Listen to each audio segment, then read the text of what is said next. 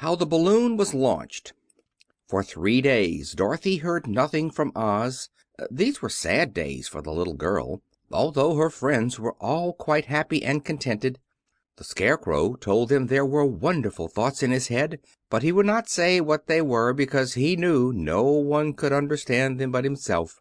When the Tin Woodman walked about he felt his heart rattling around in his breast, and he told Dorothy he had discovered it to be a kinder and more tender heart than the one he had owned when he was made of flesh.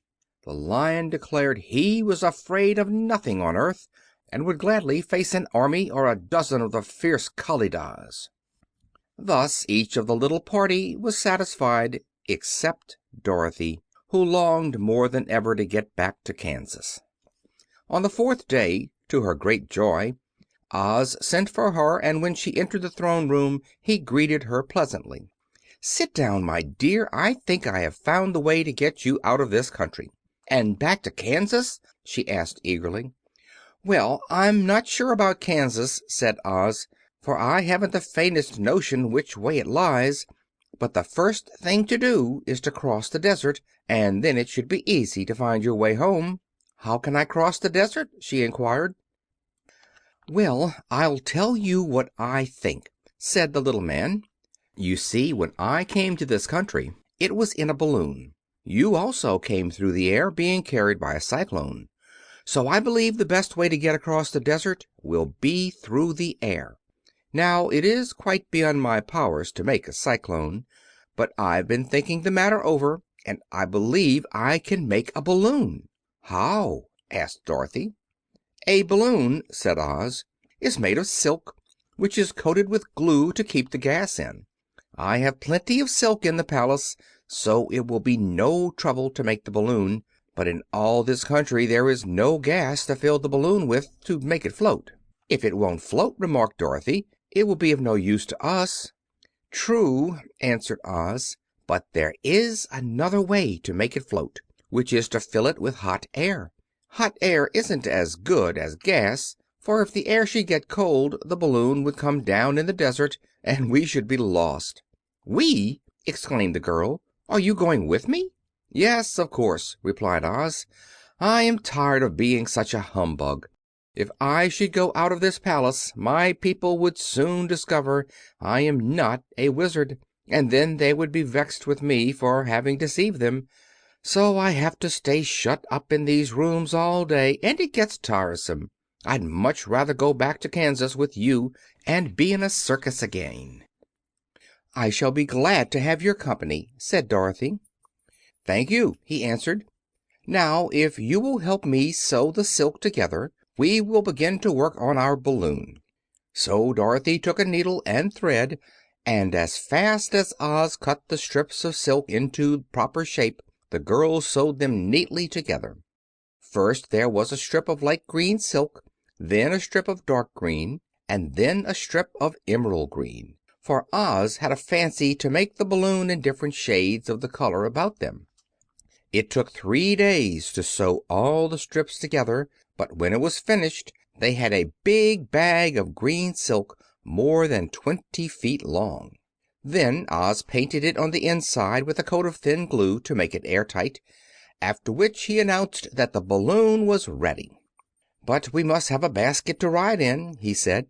So he sent the soldier with the green whiskers for a big clothes basket, which he fastened with many ropes to the bottom of the balloon. When it was all ready, Oz sent word to his people that he was going to make a visit to a great brother Wizard who lived in the clouds. The news spread rapidly throughout the city, and everyone came to see the wonderful sight. Oz ordered the balloon carried out in front of the palace, and the people gazed upon it with much curiosity. The Tin Woodman had chopped a big pile of wood, and now he made a fire of it, and Oz held the bottom of the balloon over the fire so that the hot air that arose from it would be caught in the silken bag. Gradually the balloon swelled out and rose into the air, until finally the basket just touched the ground.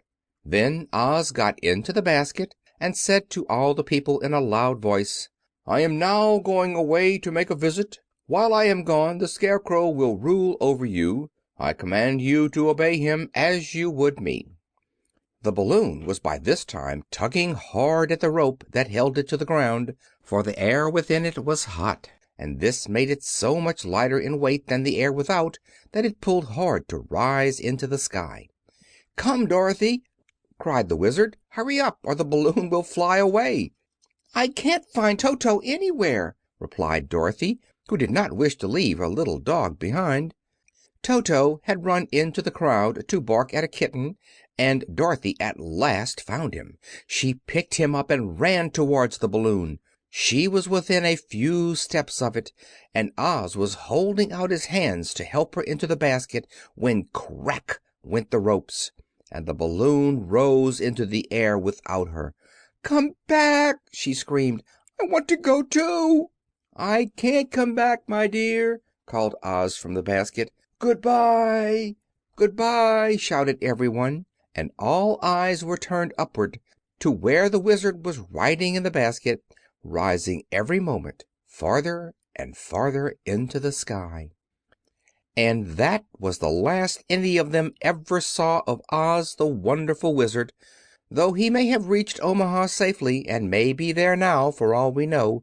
But the people remembered him lovingly, and said to one another, "Oz was always our friend. When he was here he built for us this beautiful Emerald City, and now he is gone he has left the wise Scarecrow to rule over us." Still, for many days they grieved over the loss of the wonderful Wizard, and would not be comforted. End of chapter 17. Away to the South. Dorothy wept bitterly at the passing of her hope to get home to Kansas again, but when she thought it all over she was glad she had not gone up in a balloon, and she also felt sorry at losing Oz, and so did her companions. The Tin Woodman came to her and said, "Truly I should be ungrateful if I failed to mourn for the man who gave me my lovely heart. I should like to cry a little because Oz is gone, if you will kindly wipe away my tears so that I shall not rust." "With pleasure," she answered, and brought a towel at once. Then the Tin Woodman wept for several minutes, and she watched the tears carefully and wiped them away with the towel. When he had finished he thanked her kindly, and oiled himself thoroughly with his jeweled oil can to guard against mishap. The Scarecrow was now the ruler of the Emerald City, and although he was not a wizard, the people were proud of him. For, they said, there is not another city in all the world that is ruled by a stuffed man. And, so far as they knew, they were quite right. The morning after the balloon had gone up with Oz, the four travelers met in the throne room and talked matters over. The Scarecrow sat in the big throne, and the others stood respectfully before him. "We are not so unlucky," said the new ruler, "for this palace and the Emerald City belong to us, and we can do just as we please. When I remember that a short time ago I was up on a pole in a farmer's cornfield, and that now I am the ruler of this beautiful city, I am quite satisfied with my lot." "I also," said the Tin Woodman, "am well pleased with my new heart. And really that was the only thing I wished in all the world. For my part, I am content in knowing that I am as brave as any beast that ever lived, if not braver," said the Lion modestly. "If Dorothy would only be contented to live in the Emerald City," continued the Scarecrow, "we might all be happy together." "But I don't want to live here," cried Dorothy. "I want to go to Kansas and live with Aunt Em and Uncle Henry." "Well, then, what can be done?" inquired the Woodman. The Scarecrow decided to think, and he thought so hard that the pins and needles began to stick out of his brains. Finally he said, "Why not call the Winged Monkeys and ask them to carry you over the desert?" "I never thought of that," said Dorothy joyfully. "It is just the thing. I'll go at once for the Golden Cap." When she brought it into the throne room she spoke the magic words, and soon the band of Winged Monkeys flew in through the open window and stood beside her. "This is the second time you have called us," said the Monkey King, bowing before the little girl. "What do you wish?" "I want you to fly with me to Kansas," said Dorothy. But the Monkey King shook his head. "That cannot be done," he said. "We belong to this country alone, and cannot leave it. There has never been a Winged Monkey in Kansas yet, and I suppose there never will be, for they don't belong there. We shall be glad to serve you in any way in our power, but we cannot cross the desert. Good bye." And with another bow the Monkey King spread his wings and flew away through the window, followed by all his band. Dorothy was ready to cry with disappointment. "I have wasted the charm of the Golden Cap to no purpose," she said, "for the Winged Monkeys cannot help me." "It is certainly too bad," said the tender-hearted Woodman. The Scarecrow was thinking again, and his head bulged out so horribly that Dorothy feared it would burst. "Let us call in the soldier with the green whiskers," he said, "and ask his advice." So the soldier was summoned, and entered the throne room timidly, for while Oz was alive he never was allowed to come farther than the door. "This little girl," said the Scarecrow to the soldier, "wishes to cross the desert. How can she do so?" "I cannot tell," answered the soldier, "for nobody has ever crossed the desert, unless it is Oz himself." "Is there no one who can help me?" asked Dorothy earnestly. "Glinda might," he suggested. "Who is Glinda?" inquired the Scarecrow. "The Witch of the South. She is the most powerful of all the witches, and rules over the Quadlings. Besides, her castle stands on the edge of the desert, so she may know a way to cross it." "Glinda is a good witch, isn't she?" asked the child. "The Quadlings think she is good," said the soldier, "and she is kind to everyone. I have heard that Glinda is a beautiful woman who knows how to keep young, in spite of the many years she has lived." "How can I get to her castle?" asked Dorothy. "The road is straight to the south," he answered, "but it is said to be full of dangers to travelers. There are wild beasts in the woods, and a race of queer men who do not like strangers to cross their country. For this reason none of the Quadlings ever come to the Emerald City." The soldier then left them, and the Scarecrow said, "It seems, in spite of dangers, that the best thing Dorothy can do is to travel to the land of the South and ask Glinda to help her. For, of course, if Dorothy stays here she will never get back to Kansas." "You must have been thinking again," remarked the Tin Woodman. "I have," said the Scarecrow. "I shall go with Dorothy," declared the Lion, "for I am tired of your city and long for the woods and the country again. I am really a wild beast, you know. Besides, Dorothy will need someone to protect her." "That is true," agreed the Woodman. "My axe may be of service to her, so I also will go with her to the land of the South." "When shall we start?" asked the Scarecrow. "Are you going?" they asked in surprise. "Certainly. If it wasn't for Dorothy I should never have had brains. She lifted me from the pole in the cornfield and brought me to the Emerald City.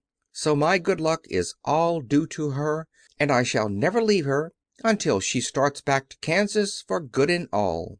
"Thank you," said Dorothy gratefully. "You are all very kind to me, but I should like to start as soon as possible." "We shall go tomorrow morning," returned the Scarecrow. "So now let us all get ready, for it will be a long journey." Chapter 18. Attacked by the Fighting Trees. The next morning Dorothy kissed the pretty green girl good-bye, and they all shook hands with the soldier with the green whiskers, who had walked with them as far as the gate. When the Guardian of the Gate saw them again he wondered greatly that they could leave the beautiful city to get into new trouble, but he at once unlocked their spectacles, which he put back into the green box, and gave them many good wishes to carry with them. "You are now our ruler," he said to the Scarecrow, "so you must come back to us as soon as possible." "I certainly shall, if I am able," the Scarecrow replied. "But I must help Dorothy to get home first." As Dorothy bade the good-natured Guardian a last farewell, she said, "I have been very kindly treated in your lovely city, and everyone has been good to me. I cannot tell you how grateful I am." "Don't try, my dear," he answered. We should like to keep you with us, but if it is your wish to return to Kansas, I hope you will find a way." He then opened the gate of the outer wall, and they walked forth and started upon their journey. The sun shone brightly as our friends turned their faces toward the land of the South. They were all in the best of spirits, and laughed and chatted together.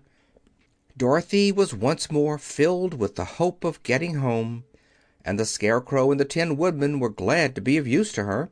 As for the Lion, he sniffed the fresh air with delight, and whisked his tail from side to side in pure joy at being in the country again, while Toto ran around them and chased the moths and butterflies, barking merrily all the time. "City life does not agree with me at all," remarked the Lion, as they walked along at a brisk pace. "I have lost much flesh since I lived there, and now I am anxious for a chance to show the other beasts how courageous I have grown." They now turned and took a last look at the Emerald City. All they could see was a mass of towers and steeples behind the green walls, and high up above everything the spires and dome of the Palace of Oz. "Oz was not such a bad wizard, after all," said the Tin Woodman, as he felt his heart rattling around in his breast. "He knew how to give me brains, and very good brains, too," said the Scarecrow. "If Oz had taken a dose of the same courage he gave me," added the Lion, "he would have been a brave man." Dorothy said nothing. Oz had not kept the promise he made her, but he had done his best, so she forgave him. As he said, he was a good man, even if he was a bad wizard. The first day's journey was through the green fields and bright flowers that stretched about the Emerald City on every side. They slept that night on the grass, with nothing but the stars over them, and they rested very well indeed. In the morning they traveled on until they came to a thick wood. There was no way of going around it, for it seemed to extend to the right and left as far as they could see, and besides, they did not dare change the direction of their journey for fear of getting lost. So they looked for the place where it would be easiest to get into the forest. The Scarecrow, who was in the lead, finally discovered a big tree with such wide-spreading branches that there was room for the party to pass underneath. So he walked forward to the tree, but just as he came under the first branches, they bent down and twined around him, and the next minute he was raised from the ground and flung headlong among his fellow travelers. This did not hurt the Scarecrow, but it surprised him, and he looked rather dizzy when Dorothy picked him up. "Here is another space between the trees," called the Lion. "Let me try it first," said the Scarecrow, "for it doesn't hurt me to get thrown about." He walked up to the tree as he spoke, but its branches immediately seized him and tossed him back again. "This is strange!" exclaimed Dorothy. "What shall we do?" "The trees seem to have made up their minds to fight us and stop our journey," remarked the Lion. "I believe I will try it myself," said the Woodman, and shouldering his axe he marched up to the first tree that had handled the Scarecrow so roughly. When a big branch bent down to seize him, the Woodman chopped at it so fiercely that he cut it in two. At once the tree began shaking all its branches as if in pain, and the Tin Woodman passed safely under it. "Come on!" he shouted to the others. "Be quick!" They all ran forward and passed under the tree without injury, except Toto, who was caught by a small branch and shaken until he howled. But the Woodman promptly chopped off the branch and set the little dog free. The other trees of the forest did nothing to keep them back, so they made up their mind that only the first row of trees could bend down their branches, and that probably these were the policemen of the forest, and given this wonderful power in order to keep strangers out of it. The four travelers walked with ease through the trees until they came to the farther edge of the wood. Then, to their surprise, they found before them a high wall which seemed to be made of white china. It was smooth, like the surface of a dish, and higher than their heads. "What shall we do now?" asked Dorothy. "I will make a ladder," said the Tin Woodman, for we certainly must climb over the wall. End of chapter 19. The Dainty China Country. While the Woodman was making a ladder from wood which he found in the forest, Dorothy lay down and slept, for she was tired by the long walk. The Lion also curled himself up to sleep, and Toto lay beside him. The Scarecrow watched the Woodman while he worked, and said to him, "I cannot think why this wall is here, nor what it is made of." "Rest your brains and do not worry about the wall," replied the Woodman. "When we have climbed over it we shall know what is on the other side." After a time the ladder was finished. It looked clumsy, but the Tin Woodman was sure it was strong and would answer their purpose. The Scarecrow waked Dorothy and the Lion and Toto, and told them that the ladder was ready. The Scarecrow climbed up the ladder first, but he was so awkward that Dorothy had to follow close behind and keep him from falling off. When he got his head over the top of the wall, the Scarecrow said, "Oh, my!" "Go on!" exclaimed Dorothy. So the Scarecrow climbed farther up and sat down on the top of the wall, and Dorothy put her head over and cried, "Oh, my!" just as the Scarecrow had done. Then Toto came up and immediately began to bark, but Dorothy made him be still. The Lion climbed the ladder next, and the Tin Woodman came last, but both of them cried, "Oh, my!" as soon as they looked over the wall. When they were all sitting in a row on the top of the wall, they looked down and saw a strange sight. Before them was a great stretch of country, having a floor as smooth and shining and white as the bottom of a big platter. Scattered around were many houses made entirely of china and painted in the brightest colors. These houses were quite small, the biggest of them reaching only as high as Dorothy's waist. There were also pretty little barns, with china fences around them, and many cows and sheep and horses and pigs and chickens, all made of china, were standing about in groups. But the strangest of all were the people who lived in this queer country. There were milkmaids and shepherdesses, with brightly colored bodices and golden spots all over their gowns, and princesses with most gorgeous frocks of silver and gold and purple, and shepherds dressed in knee breeches with pink and yellow and blue stripes down them, and golden buckles on their shoes, and princes with jeweled crowns upon their heads, wearing ermine robes and satin doublets, and funny clowns in ruffled gowns with round red spots upon their cheeks and tall pointed caps. And, strangest of all, these people were all made of china, even to their clothes, and were so small that the tallest of them was no higher than Dorothy's knee. No one did so much as look at the travelers at first, except one little purple china dog with an extra large head, which came to the wall and barked at them in a tiny voice, afterwards running away again. "How shall we get down?" asked Dorothy. They found the ladder so heavy they could not pull it up. So the Scarecrow fell off the wall, and the others jumped down upon him so that the hard floor would not hurt their feet. Of course they took pains not to light on his head and get the pins in their feet.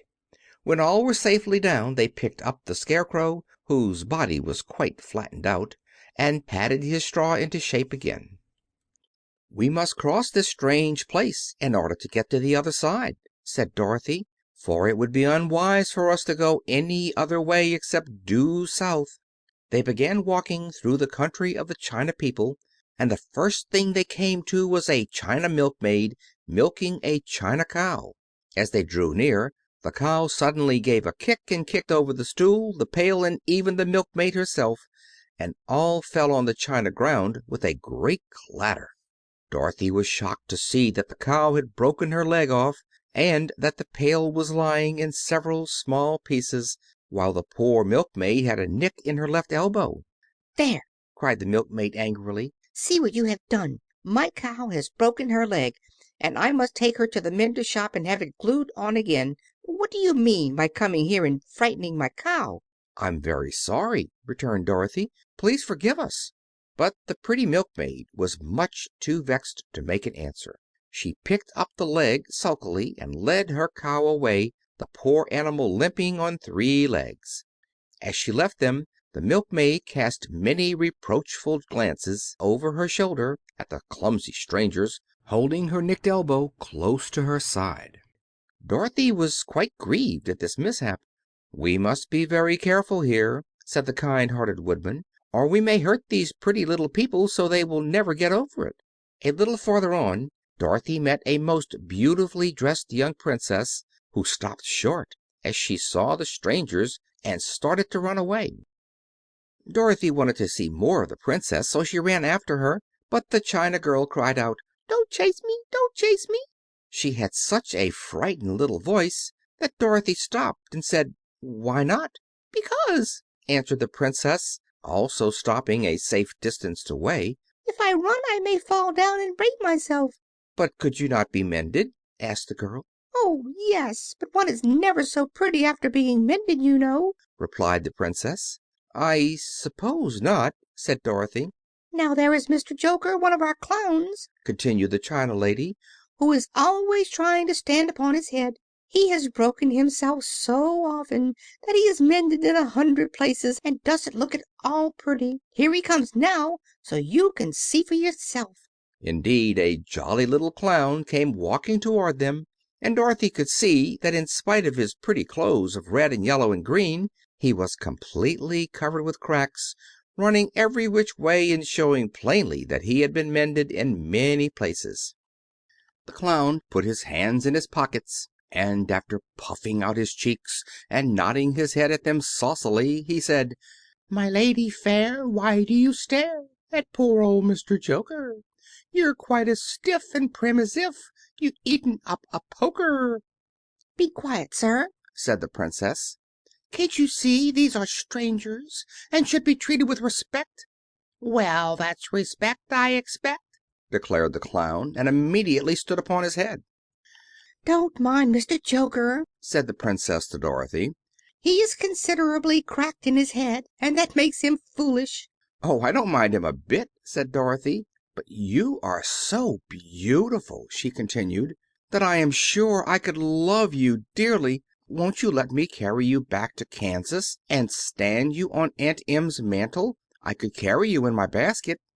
"That would make me very unhappy," answered the China Princess. "You see, here in our country we live contentedly and can talk and move around as we please, but whenever any of us are taken away our joints at once stiffen and we can only stand straight and look pretty. Of course, that is all that is expected of us when we are on mantels and cabinets and drawing room tables, but our lives are much pleasanter here in our own country." "I would not make you unhappy for all the world!" exclaimed Dorothy. "So I'll just say good bye." "Goodbye," replied the Princess. They walked carefully through the China country.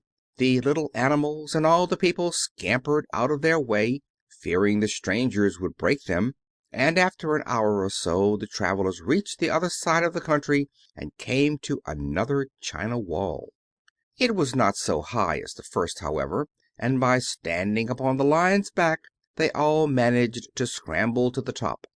Then the Lion gathered his legs under him and jumped on the wall, but just as he jumped he upset a china church with his tail and smashed it all to pieces.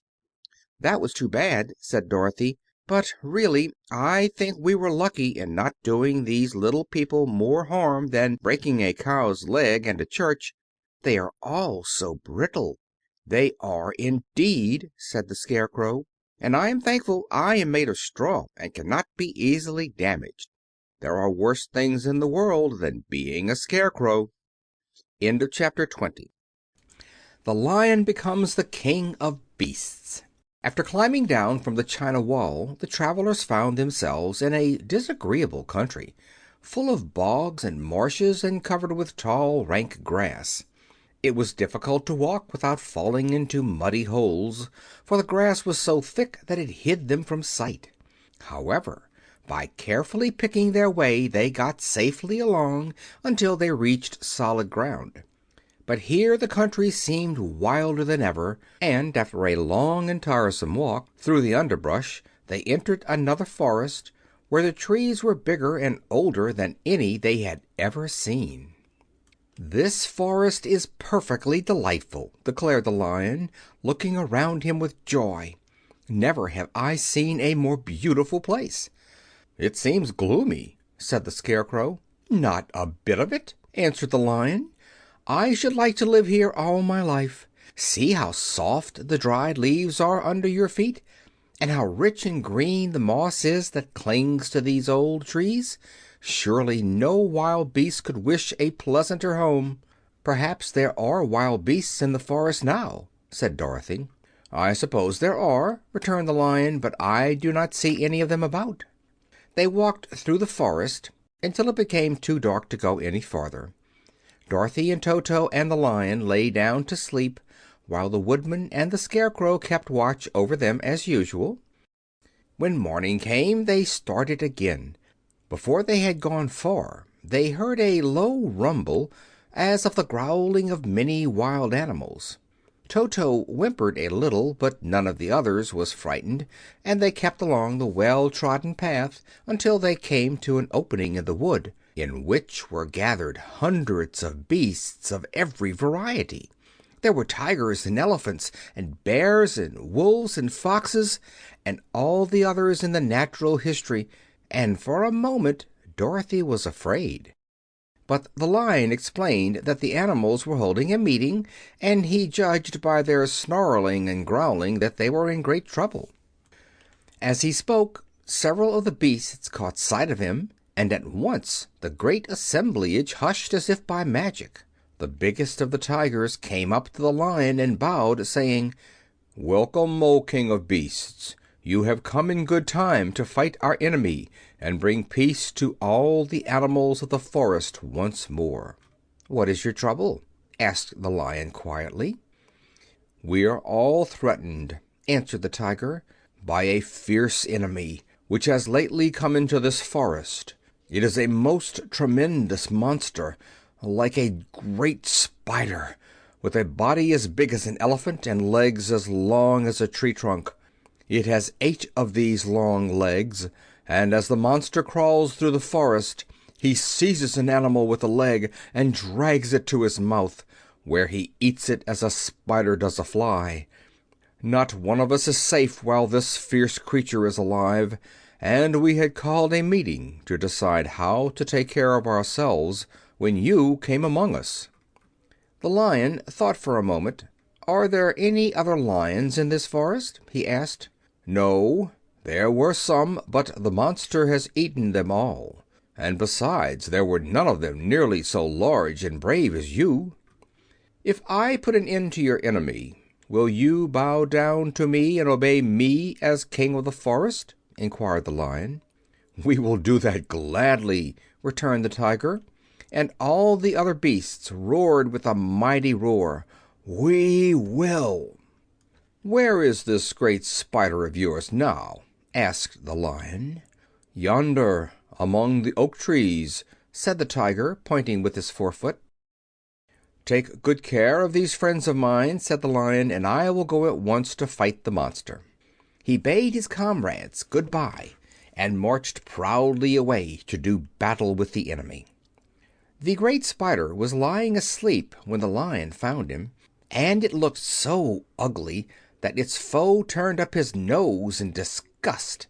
Its legs were quite as long as the tiger had said, and its body was covered with coarse black hair. It had a great mouth with a row of sharp teeth a foot long, but its head was joined to the pudgy body by a neck as slender as a wasp's waist. This gave the Lion a hint of the best way to attack the creature, and he knew it was easier to fight it asleep than awake. He gave a great spring and landed directly upon the monster's back. Then, with one blow of his heavy paw, all armed with sharp claws, he knocked the spider's head from its body. Jumping down, he watched it until the long legs stopped wiggling, when he knew it was quite dead. The Lion went back to the opening where the beasts of the forest were waiting for him, and said proudly, "You need fear your enemy no longer." Then the beasts bowed down to the Lion as their king, and he promised to come back and rule over them as soon as Dorothy was safely on her way to Kansas. End of chapter 21. The Country of the Quadlings. The four travelers passed through the rest of the forest in safety, and when they came out from its gloom saw before them a steep hill, covered from top to bottom with great pieces of rock. "That will be a hard climb," said the Scarecrow, "but we must get over the hill, nevertheless." So he led the way, and the others followed. They had nearly reached the first rock when they heard a rough voice cry out, "Keep back!" "Who are you?" asked the Scarecrow. Then a head showed itself over the rock, and the same voice said, "This hill belongs to us, and we don't allow anyone to cross it." "But we must cross it," said the Scarecrow. "We're going to the country of the Quadlings." "But you shall not," replied the voice, and there stepped from behind the rock the strangest man the travelers had ever seen. He was quite short and stout, and had a big head, which was flat at the top and supported by a thick neck full of wrinkles. But he had no arms at all, and seeing this, the Scarecrow did not fear that so helpless a creature could prevent them from climbing the hill. So he said, "I'm sorry not to do as you wish, but we must pass over the hill whether you like it or not," and he walked boldly forward. As quick as lightning the man's head shot forward, and his neck stretched out until the top of the head, where it was flat, struck the Scarecrow in the middle and sent him tumbling over and over down the hill. Almost as quickly as it came, the head went back to the body, and the man laughed harshly as he said, "It isn't as easy as you think." A chorus of boisterous laughter came from the other rocks, and Dorothy saw hundreds of the armless hammerheads upon the hillside, one behind every rock. The Lion became quite angry at the laughter caused by the Scarecrow's mishap, and giving a loud roar that echoed like thunder, he dashed up the hill. Again a head shot swiftly out, and the great Lion went rolling down the hill as if he had been struck by a cannon-ball. Dorothy ran down and helped the Scarecrow to his feet, and the Lion came up to her, feeling rather bruised and sore, and said, "It is useless to fight people with shooting heads. No one can withstand them." "What then can we do?" she asked. "Call the Winged Monkeys," suggested the Tin Woodman. "You still have the right to command them once more."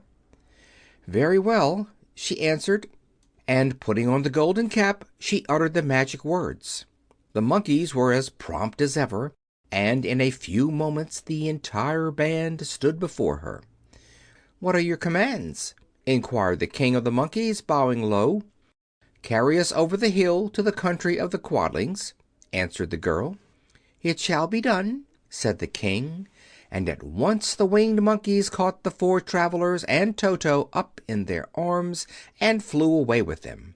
As they passed over the hill, the hammerheads yelled with vexation and shot their heads high in the air, but they could not reach the Winged Monkeys, which carried Dorothy and her comrades safely over the hill and set them down in the beautiful country of the Quadlings. "This is the last time you can summon us," said the leader to Dorothy. "So goodbye, and good luck to you." "Goodbye, and thank you very much," returned the girl, and the monkeys rose into the air and were out of sight in a twinkling. The country of the Quadlings seemed rich and happy. There was field upon field of ripening grain, with well-paved roads running between, and pretty rippling brooks with strong bridges across them. The fences and houses and bridges were all painted bright red, just as they had been painted yellow in the country of the Winkies and blue in the country of the Munchkins. The Quadlings themselves, who were short and fat and looked chubby and good-natured, were dressed all in red, which showed bright against the green grass and the yellowing grain. The monkeys had set them down near a farmhouse, and the four travelers walked up to it and knocked at the door. It was opened by the farmer's wife, and when Dorothy asked for something to eat, the woman gave them all a good dinner, with 3 kinds of cake and 4 kinds of cookies, and a bowl of milk for Toto. "How far is it to the castle of Glinda?" asked the child. "It is not a great way," answered the farmer's wife. "Take the road to the south, and you will soon reach it." Thanking the good woman, they started afresh and walked by the fields and across the pretty bridges until they saw before them a very beautiful castle. Before the gates were 3 young girls, dressed in handsome red uniforms trimmed with gold braid, and as Dorothy approached, one of them said to her, "Why have you come to the South Country?" "To see the good witch who rules here," she answered. "Will you take me to her?" "Let me have your name, and I will ask Glinda if she will receive you." They told who they were, and the girl soldier went into the castle. After a few moments she came back to say that Dorothy and the others were to be admitted at once. End of Chapter 22. Glinda the Good Witch grants Dorothy's wish. Before they went to see Glinda, however, they were taken to a room of the castle, where Dorothy washed her face and combed her hair, and the Lion shook the dust out of his mane, and the Scarecrow patted himself into his best shape, and the Woodman polished his tin and oiled his joints. When they were all quite presentable, they followed the soldier girl into a big room, where the witch Glinda sat upon a throne of rubies. She was both beautiful and young to their eyes. Her hair was a rich red in color and fell in flowing ringlets over her shoulders. Her dress was pure white, but her eyes were blue, and they looked kindly upon the little girl. "What can I do for you, my child?" she asked. Dorothy told the witch all her story: how the cyclone had brought her to the land of Oz, how she had found her companions, and of the wonderful adventures they had met with. "My greatest wish now," she added, "is to get back to Kansas, for Aunt Em will surely think something dreadful has happened to me, and that will make her put on mourning, and unless the crops are better this year than they were last, I am sure Uncle Henry cannot afford it." Glinda leaned forward and kissed the sweet, upturned face of the loving little girl. "Bless your dear heart," she said. "I am sure I can tell you of a way to get back to Kansas." Then she added, "But if I do, you must give me the golden cap." "Willingly!" exclaimed Dorothy. "Indeed, it is of no use to me now, and when you have it you can command the winged monkeys 3 times. And I think I shall need their services just those 3 times," answered Glinda, smiling.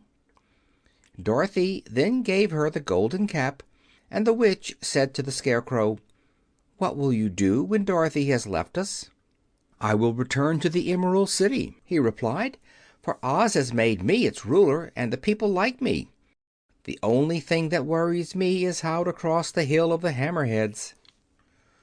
"By means of the golden cap I shall command the winged monkeys to carry you to the gates of the Emerald City," said Glinda, "for it would be a shame to deprive the people of so wonderful a ruler." "Am I really wonderful?" asked the Scarecrow. "You are unusual," replied Glinda. Turning to the Tin Woodman, she asked, "What will become of you when Dorothy leaves this country?"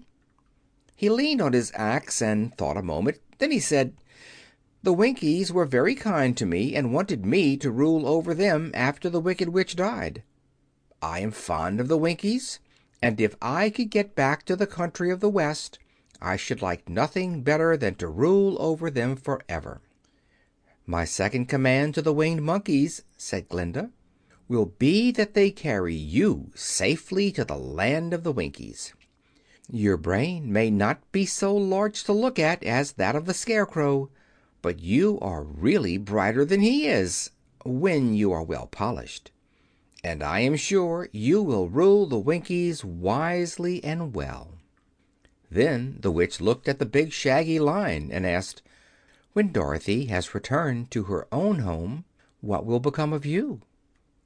"Over the hill of the Hammerheads," he answered, "lies a grand old forest, and all the beasts that live there have made me their king. If I could only get back to this forest, I would pass my life very happily there." "My third command to the Winged Monkeys," said Glinda, "shall be to carry you to your forest. Then, having used up the powers of the Golden Cap, I shall give it to the King of the Monkeys, that he and his band may thereafter be free for evermore." The Scarecrow and the Tin Woodman and the Lion now thanked the Good Witch earnestly for her kindness, and Dorothy exclaimed, "You are certainly as good as you are beautiful, but you have not yet told me how to get back to Kansas." "Your silver shoes will carry you over the desert," replied Glinda. "If you had known their power you could have gone back to your Aunt Em the very first day you came to this country." "But then I should not have had my wonderful brains!" cried the Scarecrow. "I might have passed my whole life in the farmer's cornfield." "And I should not have had my lovely heart," said the Tin Woodman. "I might have stood and rusted in the forest till the end of the world." "And I should have lived a coward forever," declared the Lion, "and no beast in all the forest would have had a good word to say to me." "That is all true," said Dorothy, "and I am glad I was of use to these good friends. But now that each of them has had what he most desired, and each is happy in having a kingdom to rule besides, I think I should like to go back to Kansas." "The Silver Shoes," said the Good Witch, "have wonderful powers, and one of the most curious things about them is that they can carry you to any place in the world in 3 steps, and each step will be made in the wink of an eye. All you have to do is to knock the heels together 3 times and command the shoes to carry you wherever you wish to go." "If that is so," said the child joyfully, "I will ask them to carry me back to Kansas at once." She threw her arms around the Lion's neck and kissed him, patting his big head tenderly. Then she kissed the Tin Woodman, who was weeping in a way most dangerous to his joints. But she hugged the soft, stuffed body of the Scarecrow in her arms instead of kissing his painted face, and found she was crying herself at this sorrowful parting from her loving comrades. Glinda the Good stepped down from her ruby throne to give the little girl a good-bye kiss, and Dorothy thanked her for all the kindness she had shown to her friends and herself. Dorothy now took Toto up solemnly in her arms, and having said one last good-bye, she clapped the heels of her shoes together 3 times, saying, "Take me home to Aunt Em." Instantly she was whirling through the air, so swiftly that all she could see or feel was the wind whistling past her ears. The Silver Shoes took but 3 steps, and then she stopped so suddenly that she rolled over upon the grass several times before she knew where she was. At length, however, she sat up and looked about her. "Good gracious!" she cried. For she was sitting on the broad Kansas prairie, and just before her was the new farmhouse Uncle Henry built after the cyclone had carried away the old one. Uncle Henry was milking the cows in the barnyard, and Toto had jumped out of her arms and was running toward the barn, barking furiously. Dorothy stood up and found she was in her stocking feet, for the Silver Shoes had fallen off in her flight through the air and were lost forever in the desert. End of Chapter 23. Home again. Aunt Em had just come out of the house to water the cabbages when she looked up and saw Dorothy running toward her. "My darling child!" she cried, folding the little girl in her arms and covering her face with kisses. "Where in the world did you come from?" "From the Land of Oz," said Dorothy gravely. "And here is Toto, too. And oh, Aunt Em, I'm so glad to be home again." End of Chapter 24. End of The Wonderful Wizard of Oz by L. Frank Baum.